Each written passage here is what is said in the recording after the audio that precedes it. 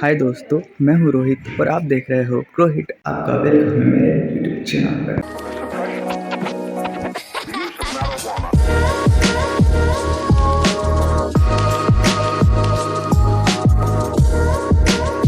तो मित्रों, दिन की शुरुआत कर दी थी मैंने प्रजामंडल आंदोलन के साथ में, परंतु इस चैप्टर में जितनी भी डेट्स हैं उनको याद करना उतना ही मुश्किल है जितना मेरे चैनल पे सब्सक्राइबर बढ़ना। गिलफोर्ड चचा के बाद में स्वागत है स्पीयरमैन अंकल का। इन्होंने बहुत प्यारा सा सिद्धांत दिया है जो कि मुझे याद करने में बिल्कुल भी मुश्किल नहीं लगता, इसलिए धन्यवाद करता हूँ। और देखो 9:17 हो रहे हैं और मैंने खोल ली है, अबे साइंस खोल ली है। इस अध्याय में मैंने इतनी बीमारियों का नाम सुन लिया जितना मैंने रियल लाइफ में कभी नहीं सुनी। व्हाट द हेल इज गलघोटू। इन सारी बीमारियों को याद करने की सबसे बेस्ट ट्रिक है कि इसको ट्रिक से ही याद करो, वरना एग्जाम में पूछेंगे बीमारी प्रोटोजोआ से होने वाली और तुम लिख के आओगे बैक्टीरिया से होने वाली। हालांकि ट्रिक्स से याद करना भी मुश्किल है, पर आसान तो ज़िंदगी भी नहीं होती, तो ट्रिक्स क्या चीज़ है।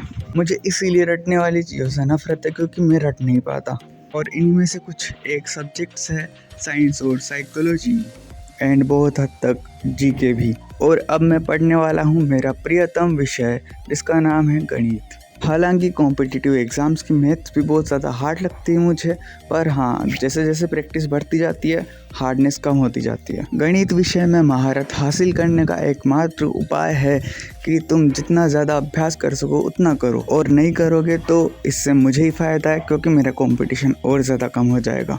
तो ये आपको सोचना है कि आपको क्या करना है, प्रैक्टिस करनी है या फिर कंपटीशन से हाथ धो के बैठना है। तो मेरे प्यारे सज्जन और सज्जनियों, आज है 21 जनवरी और अभी सुबह के 7:45 बज रहे हैं और मैं लेके बैठ गया हूँ बुद्धि के सिद्धांत। और तुम सबको पता ही है मेरे अंदर कितनी ज़्यादा बुद्धि है, और अपनी बुद्धि की वृद्धि के लिए मैं थोड़ा सा नाश्ता भी कर लेता हूँ। इसको नाश्ता कहना तो बहुत बुरी बात होगी भाई, थोड़ा पास आओ, ठीक है।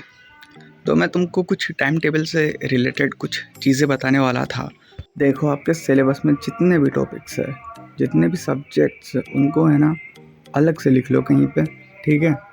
तुम्हें बराबर टाइम डिवाइड करना है, और इस हिसाब से नहीं करना कि 3 सब्जेक्ट है तो तीनों को बराबर ही देना है। इस हिसाब से करना है कि जो सब्जेक्ट हार्ड है और ज़्यादा नंबर का है उसको ज़्यादा टाइम देना है, ठीक है।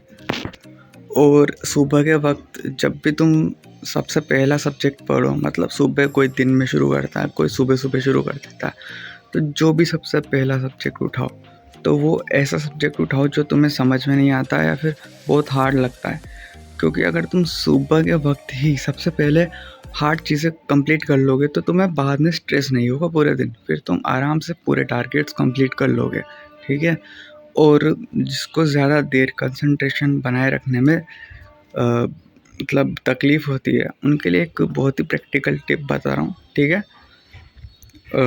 एक स्लॉट है, ठीक है। मान लो तुम्हें 2 घंटे पढ़ना है तो उसको 2 टुकड़ों में बांट लो। जैसे एक पहले स्लॉट में 45 मिनट पढ़ाई करो, फिर 10 मिनट का ब्रेक लो, फिर 45 मिनट की पढ़ाई करो, फिर 10 मिनट का ब्रेक लो, जिसमें तुम्हारे 2 आवर निकल जाएंगे। और ऐसे ही तुम्हारी कंसंट्रेशन बनी रहेगी क्योंकि तुम्हें ब्रेक लेना ही पड़ेगा।